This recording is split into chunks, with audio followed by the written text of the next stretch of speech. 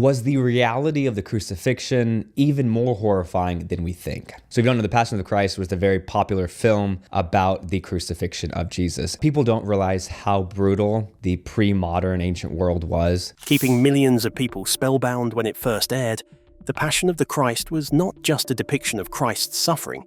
It was more. It was a powerful film. However, from the start, it faced strong resistance. In a recent conversation that caught many people by surprise, Mel Gibson revealed what no one ever anticipated about the movie. Speaking with Joe Rogan, Gibson explained that nearly everyone missed the meaning behind the choices he made as a filmmaker. You're making this film, and the idea was that we're all responsible for this, that his sacrifice was for all mankind. It was a redemption. So, what exactly did the world miss? Join us in this video as we explore Mel Gibson's deep motivations. The Passion of the Christ might have been a wasted effort. What many viewers missed in The Passion of the Christ is that the brutality was intentional, not to shock, but to prevent the story from becoming abstract. Gibson believed that if the suffering was softened, its meaning would disappear. While most people remember the violence of the crucifixion, Gibson argues that many overlooked the opening moments of the film where its deeper theological foundation is first laid. The Garden of Gethsemane isn't just a backdrop, it's a battlefield. Darkness surrounds Jesus as he prays alone. His followers sleep. The isolation is absolute. Gibson has emphasized that this scene was deliberately crafted to show something most films avoid: divinity experiencing real dread, not symbolic fear, but crushing, physical anguish. The sweating of blood wasn't added for dramatic effect. It's a rare but medically documented response to extreme psychological stress. Gibson included it to underscore the true cost of what was about to happen. Then Satan appears, not as a terrifying monster, but as something far more unsettling, quiet, subtle, a presence rooted in doubt rather than violence. When the serpent emerges and is crushed, Gibson is intentionally referencing Genesis, a symbolic moment many viewers completely miss. According to Gibson, nearly every frame of this sequence operates on multiple levels at once: historical, symbolic, and theological. The film wasn't meant to be watched passively, it was meant to be interpreted. One of Gibson's most striking claims during his conversation with Rogan focused on what he calls selective tolerance within the film industry. He argues that Hollywood often embraces religious diversity until Christianity enters the picture. Films exploring Eastern spirituality, mysticism, or abstract belief systems are praised as thoughtful and sophisticated. Christian stories, however, are frequently dismissed as outdated, dangerous, or commercially unviable. What most moviegoers never saw was how this bias played out behind closed doors. Studios that had once been eager to work with Gibson suddenly pulled back. Meetings were cancelled. Conversations went quiet. Support disappeared. The resistance was never labelled as censorship. Instead, it was framed as concern. Concern about tone, relevance, and audience appeal. Gibson insists those explanations weren't genuine. The real issue wasn't whether the film would sell. It was what the film was saying. By choosing to self-finance The Passion of the Christ, Gibson crossed an unspoken line. He removed institutional control from the process, and in doing so, changed everything. Gibson believes that decision to self-finance the film is one of the main reasons The Passion of the Christ was allowed to exist at all. What were the real troubles Gibson had to face? Keep watching to find out. The deeper troubles faced by The Passion of Christ. From the outside, The Passion of the Christ looked like a massive cultural success, record-breaking box office numbers, sold-out theaters, and worldwide attention. But Gibson has been clear that this public success tells only part of the story. Beneath it all was resistance unlike anything he had faced in his career. When Gibson appeared on the Joe Rogan Experience to talk about the long-anticipated follow-up, the conversation went far deeper than a typical sequel update. Rogan may have expected a discussion about filmmaking, theology, or Hollywood trends. Instead, Gibson described powerful forces that pushed back against the film even before production began. According to Gibson, the movie wasn't resisted because it was poorly made, financially risky, or artistically weak. It was resisted because of what it chose to show, without compromise. The opposition wasn't quiet or isolated. It was widespread and deeply ingrained. As Gibson spoke, even Rogan, someone no stranger to controversy, appeared visibly moved by what he was hearing. This wasn't sensationalism. It wasn't a marketing angle. Gibson was describing an industry that quietly but deliberately tried to stop a certain story from being told. And to understand why, he says, you first have to understand what the Passion of the Christ was really meant to do. One of the most misunderstood aspects of the film, according to Gibson, is its intent. Many viewers assumed it was designed to inspire, uplift, or simply reaffirm faith. Gibson insists that was never the main goal. From the very beginning, he wanted to confront audiences, not comfort them. What most moviegoers didn't realize is that Gibson intentionally rejected the traditional biblical epic formula. He wasn't interested in heroic portrayals, softened violence, or emotional distance. His goal was to make the audience feel involved, personally implicated.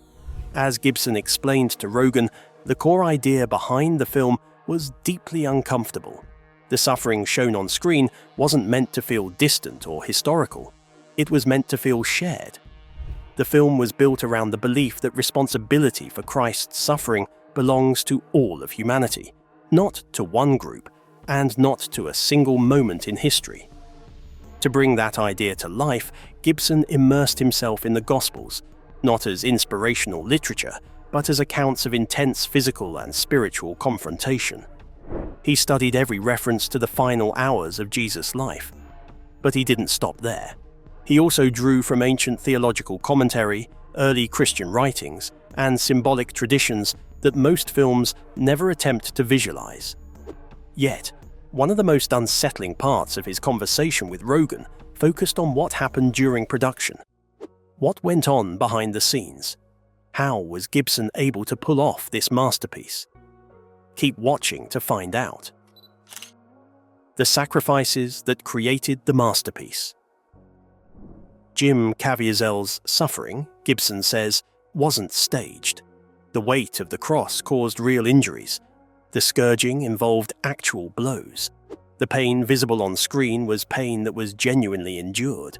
But beyond the physical toll, Gibson described a series of events that deeply disturbed the cast and crew. Lightning strikes occurred multiple times on set. Crew members were hit. Caviezel himself was reportedly struck during the crucifixion scene and was not seriously injured. Taken together, these moments created an atmosphere where coincidence no longer felt like a sufficient explanation. What most viewers never knew is how profoundly these events affected those involved. Several actors described personal transformations. One performer entered the project as an atheist and left with faith. Others spoke of healings or unexplained changes in their health. Gibson doesn't present these stories as proof, but as experiences that can't be casually dismissed. When The Passion of the Christ was released, the reaction was immediate and intense. Critics were sharply divided. Some praised the film for its honesty and artistic courage. Others condemned it as excessive or even dangerous. Religious leaders raised concerns about how the film might be interpreted or misused historically. Gibson acknowledges those concerns, but he insists the film was never meant to function as a historical transcript. It was a theological meditation expressed through cinema. And, he says, the backlash never surprised him. He expected division. A film that confronts sacrifice honestly, he argues, could never be universally embraced. Neutrality would have meant failure. Now, Gibson's upcoming project, developed over years with Randall Wallace, aims to explore the resurrection in a way mainstream cinema has never attempted. This isn't a conventional sequel. It reaches into cosmic themes: the fall, redemption, conflict, and eternity itself. Gibson wants to show how the resurrection connects everything, what came before it, and what follows after. What many people don't realize is that Gibson himself wrestled deeply with belief. His faith wasn't something he accepted without question. It was tested, challenged, and rebuilt over time. that struggle shapes the way he tells stories. During his conversation with Rogan, Gibson posed a question that cuts straight to the heart of it all. Who willingly dies for something they know to be false? What truly unsettled Joe Rogan wasn't a single claim or dramatic moment, it was the accumulation of everything Gibson described. The fact that the Passion of the Christ only existed because he refused to fall in line. The production was marked by events no one could easily explain. That art driven by deep conviction behaves differently from art shaped by calculation or consensus. Most of all, what audiences missed is that the film was never trying to persuade anyone. It was meant to confront. It demanded something from the viewer: attention, reflection, even discomfort. And that, Gibson believes, is why the film still unsettles people decades later. It was never just a movie, it was a wager, and it changed everything. What are we to expect in Mel Gibson's upcoming resurrection thriller? What drives him to keep creating? Let's see. Mel Gibson's upcoming resurrection blockbuster. Mel Gibson co-wrote the Resurrection screenplay with Randall Wallace, building on a story he developed alongside his brother, Donald Gibson, and Wallace. Gibson also produced the film with Bruce Davey. This movie is the second chapter in a planned trilogy and serves as a sequel to The Passion of the Christ, released in 2004. The film introduces a new cast, with Jaakko Otonen portraying Jesus and Mariella Garriga playing Mary Magdalene. Work on the sequel began as early as June 2016, when writer Randall Wallace revealed that he and Gibson were developing a film centered on the resurrection of Jesus and the events surrounding it. In 2018, Jim Caviezel shared that Gibson had sent him a third draft of the script, signaling plans for him to return as Jesus. 2 years later, Caviezel said the project would be titled The Passion of the Christ, Resurrection, boldly predicting it would become the biggest film in world history. By July 2023, Gibson confirmed the sequel was coming soon, noting that he was working with two very different versions of the script. He described one as tightly structured and more conventional, while the other was far more experimental, joking that it felt like an acid trip. In September 2024, while promoting Monster Summer, Gibson also addressed questions about how the film would convincingly portray only 3 days passing in the story, despite more than 2 decades having elapsed since the original film was released. Gibson initially planned to rely on de-aging technology to address the time gap between films. Actors such as Jim Caviezel, Maya Morgenstern, Monica Bellucci, and Francesco De Vito would either need to be digitally de-aged or replaced. The role of John the Apostle, however, would have to be recast entirely following the death of actor Christo Jivkov in 2023. In January 2025, Gibson officially revealed the film's title as The Resurrection of Christ. A few months later, in April 2025, Caviezel confirmed that he would return as Jesus and would be de-aged using the same advanced technology used in The Irishman, released in 2019. He explained that his character needed to appear only 3 days older than in the original film, adding that he approached the preparation spiritually, asking Jesus to work through him. Around this time, Gibson teased the film's bold and surreal tone, describing it as an acid trip that would explore Christ's descent into hell, encounters with fallen angels, and the harrowing of hell. This story that you want to tell about good and evil, do you have a script, or is it just a thing in your head? What is it? Yeah, it's the resurrection story. And it took my brother and I and a guy called Randall Wallace, plus my brother and I, took us 6-7 years to write it.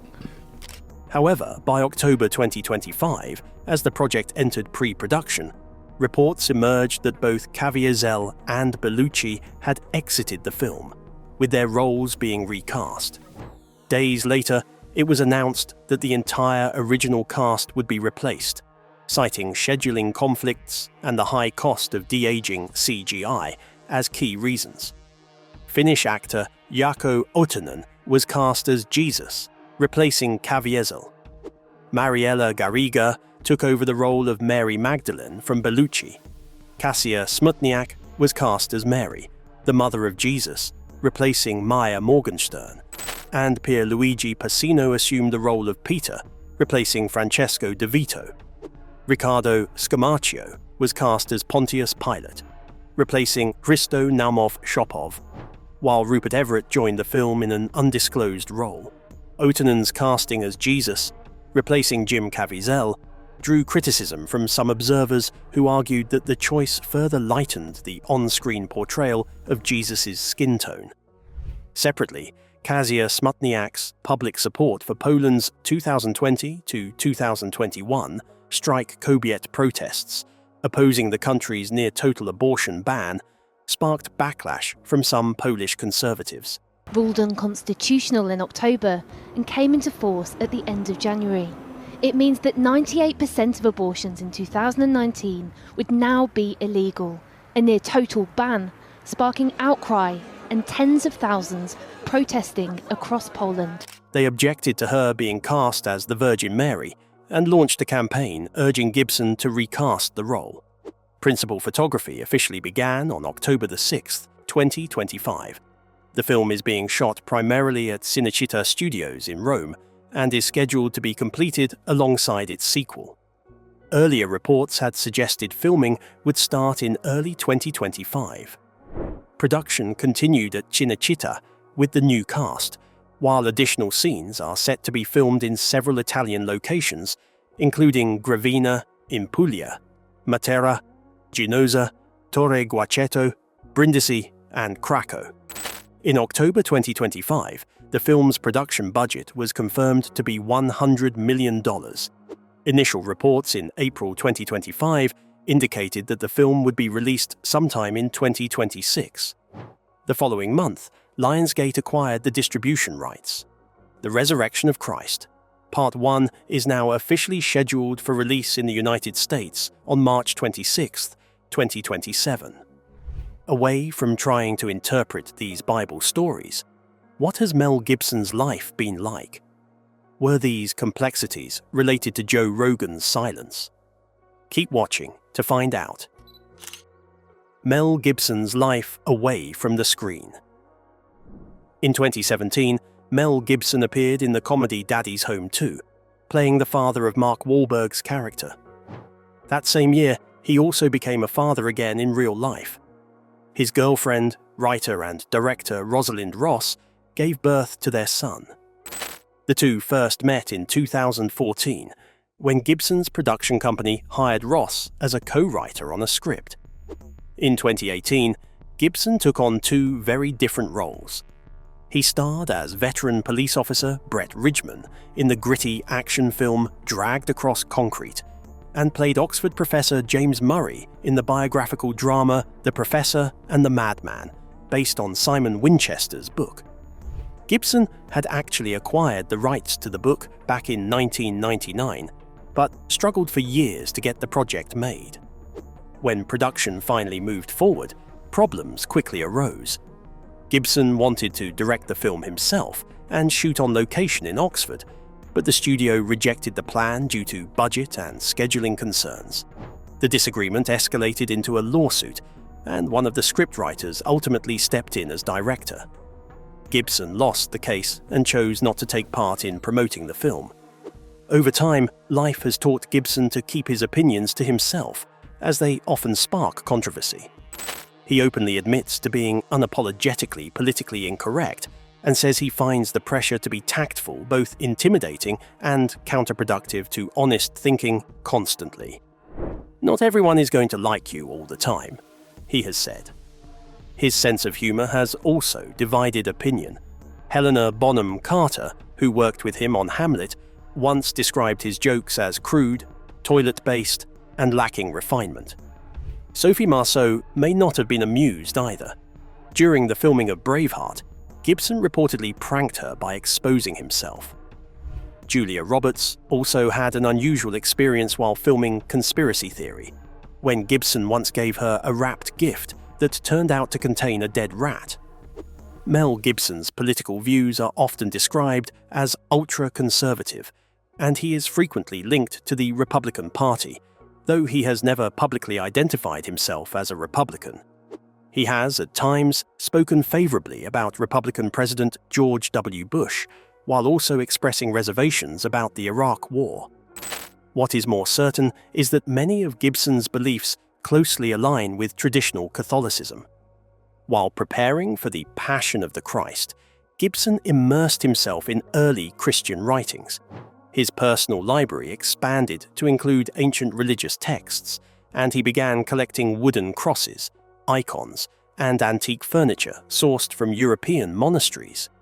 After undergoing several rehabilitation programs, Gibson was able to bring his alcohol addiction under control.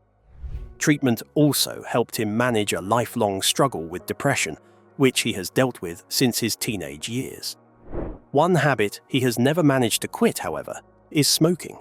In the 2000s, his wife persuaded him to cut back to 3 cigarettes a day, but the effort didn't last. How wealthy is Gibson? How is he able to fund his movies and lifestyle? Keep watching to find out. Mel Gibson's net worth. Mel Gibson's net worth is estimated at around $425 million, an impressive figure given the controversies and scandals that have followed him over the years. He has appeared in commercials for Japanese brands such as Asahi Beer and Subaru cars, and has built an extensive real estate portfolio.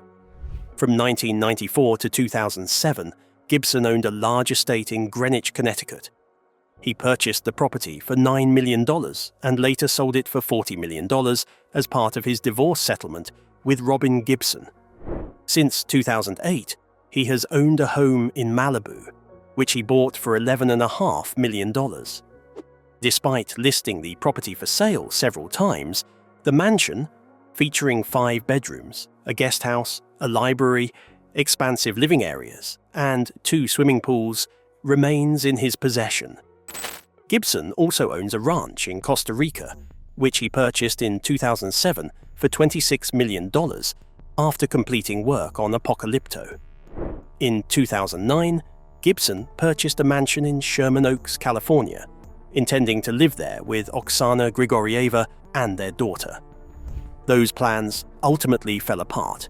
He held onto the property for several years before selling it at a loss in 2017 for $2,100,000 United States dollars.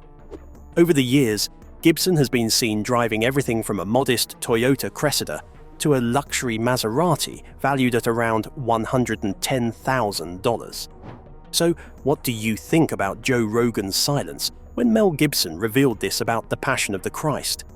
Do you think the resurrection story would even be more powerful? Let us know in the comments section below. Thank you for watching this video. We hope you found deeper insights about who Mel Gibson truly is. Don't forget to like and subscribe. Click the next video shown on your screen to catch up on more interesting celebrity stories. See you there.